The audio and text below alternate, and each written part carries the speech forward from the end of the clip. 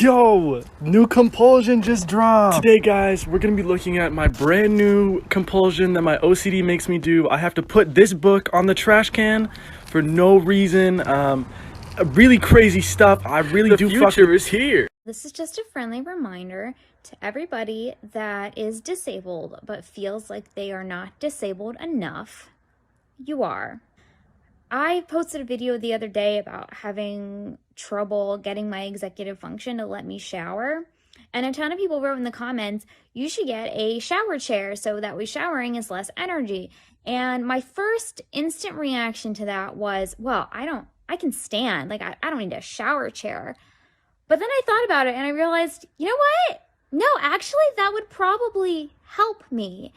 You are allowed to accept help even if you feel like you are not disabled enough to deserve it. You are, and you do. How come there are people who see the things I have that make me happy and they laugh because they think it's stupid or ridiculous? I don't get that. It makes me happy. I don't care if it's for a kid. What? So I figured out how to explain executive dysfunction to neurotypical people. So you know how you can't bite your finger off, even though it would only take about the same amount of force as biting into a baby carrot? Because your brain stops you from doing that? That is what executive dysfunction feels like, except with starting a task. Like, even if you really, really want to do it, you physically cannot because your brain is preventing you. But then added on to not being able to bite your finger off, you also have this horrible sense of guilt for not being able to do that. That is what executive dysfunction feels like. Even if we want to start the task, we are physically unable to. Because our brain sees it as a dangerous threat and therefore will prevent us from doing it.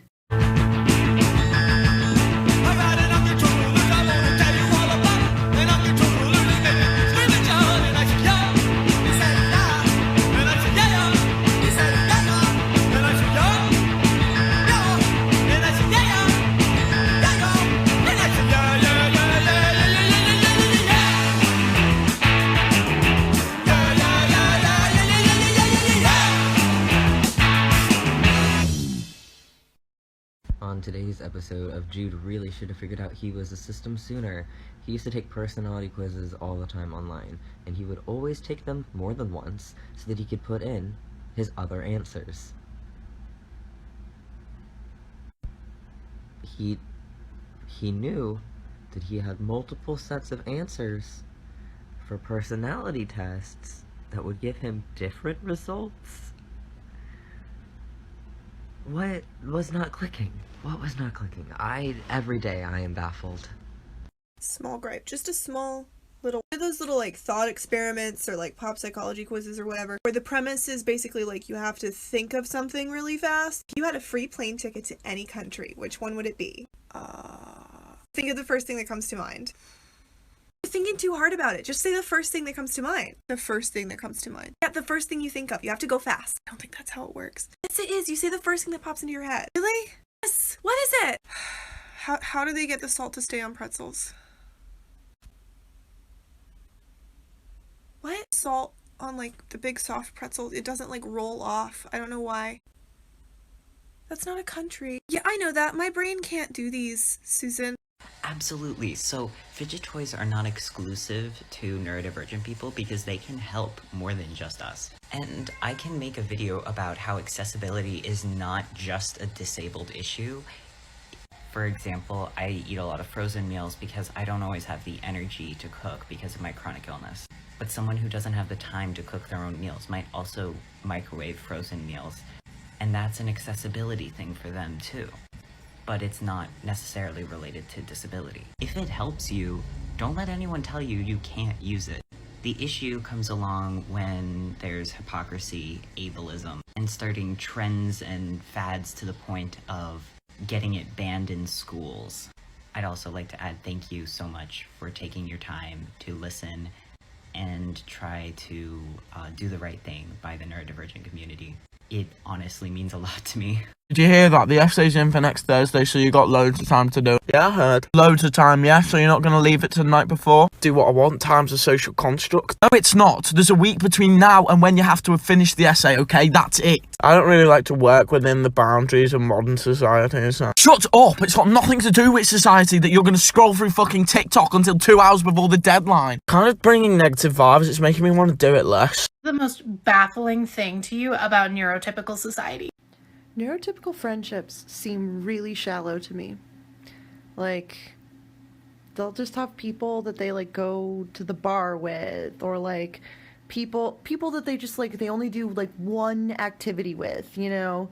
And they'll say that they have lots of friends, but at the end of the day, like, the vast majority of those friends wouldn't come visit them in the hospital or help them move or, you know, like be there for them if shit really went down at like 2 in the a.m., you know, like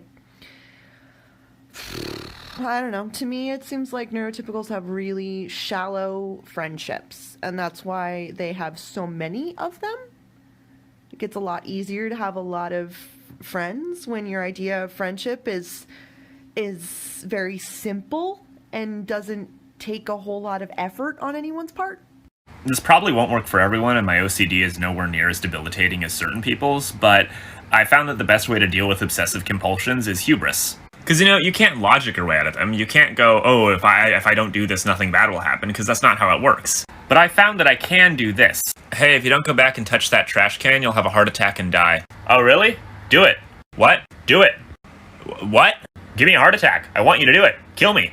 What? Kill me. Kill me. Kill me. Kill me. Kill me. Kill me. Yeah, that's what I thought, bitch. Fuck you, God. Hi guys, if somebody you know is experiencing a delusional attachment, please do not try and provide a reality check without their permission. Leave that to mental health professionals and people there asking for help. You could cause significantly more damage than the help you think that you're giving. Thank you.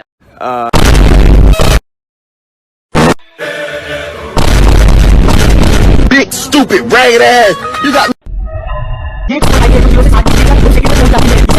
Something I would highly recommend to neurodivergents is to find some piece of media that you can enjoy the way that neurotypicals enjoy media.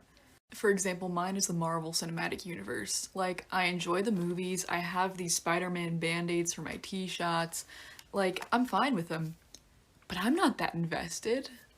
Ask me serious lore questions? I don't know that. I do know that I enjoyed Guardians of the Galaxy and stopped thinking about it the second that I finished. Which, like, has to be what it's like to be neurotypical and, like, watch a TV show and move on.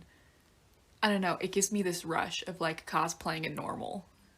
I feel like a lot of not mentally ill people won't be happy with this one, but there's plenty of uncommon triggers that make more sense for the person to avoid to the best of their ability, rather than spending time and energy trying to overcome them, when that time and energy could be better spent towards something else.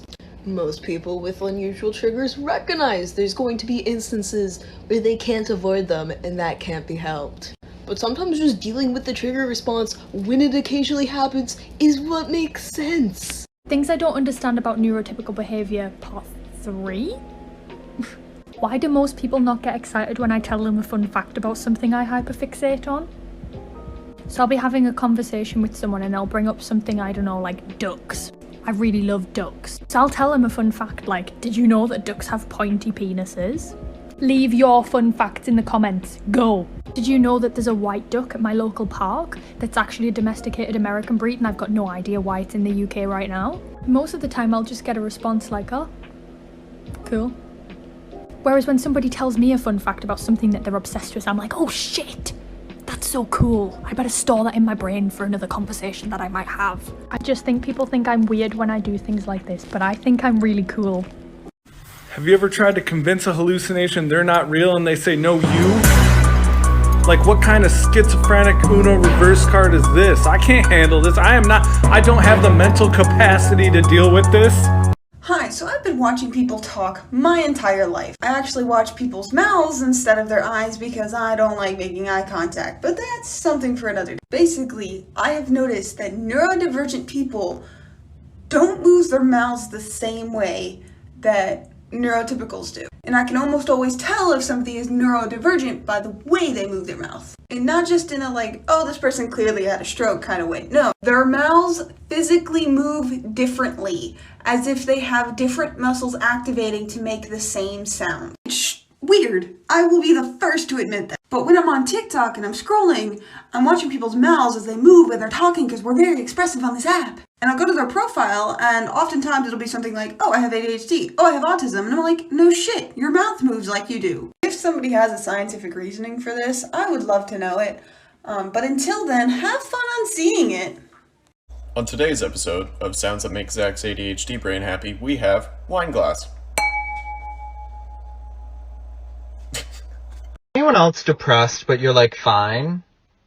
Like, I'm fine. Like, I went to my doctor yesterday and finally said, hey, I think I need to go back on meds. It's been a couple years.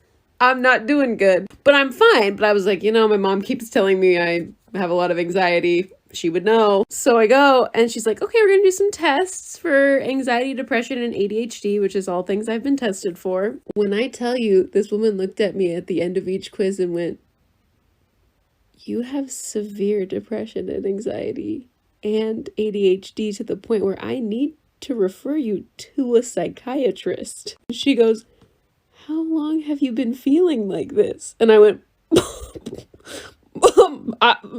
Sally, my whole life. I don't know what to tell you, girl. This is bad. I shouldn't be laughing. I'm on meds now. Okay, this is something I don't get with neurotypical communication. Okay, so they'll be like, hey, what do you like? Then I'll say, I like bugs. And then they'll just say, cool, what else? I just told you I'm interested in bugs. Why aren't we talking about bugs now? I just want to talk about the ribs of cicadas. The other person that's here is not, like, verbally communicating with me, but they are making it very known what foods they don't want to eat right now. I'm trying to make a bagel, but I don't know what they'll let me put on it, so I've just put them all on the counter, and I'm just waiting for my hand to choose one. It's not peanut butter. Okay, guys, we're going jelly. Good job, good job. I'm not upset with you. I'm just making fun of you because that's who I am as a person.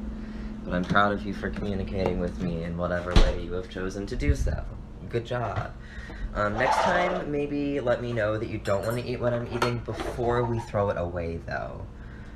Because I could have just eaten it later, but now it's in the trash. But we will eat this bagel with strawberry jam, and it will be fine.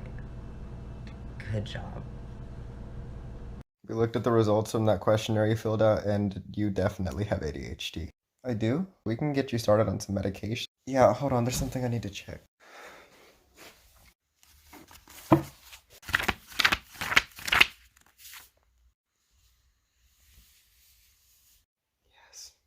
Hi autism for you. One thing I really don't understand about neurotypical people, it seems like they live in mental prisons of their own creation. Example, Valentine's Day. It's my favorite holiday because I love love and I love giving out Valentines. Every year I give out a lot of Valentines, around 150 this year, and past year wanted to give out more, had more, but we are having an actual blizzard where I live right now. So that's troubled it up a bit. But anyway, I give out so many Valentines. People's reactions to it, many people are like, I love Valentines. I wish I could still give them out. Bo, you can. You're letting your happiness be limited by, I guess, whatever convention that says you should grow up and not give out Valentines anymore. But that's stupid. Do what you want. Like, the autism is great in this regard because I do what I want and I really don't care what people think. Yeah.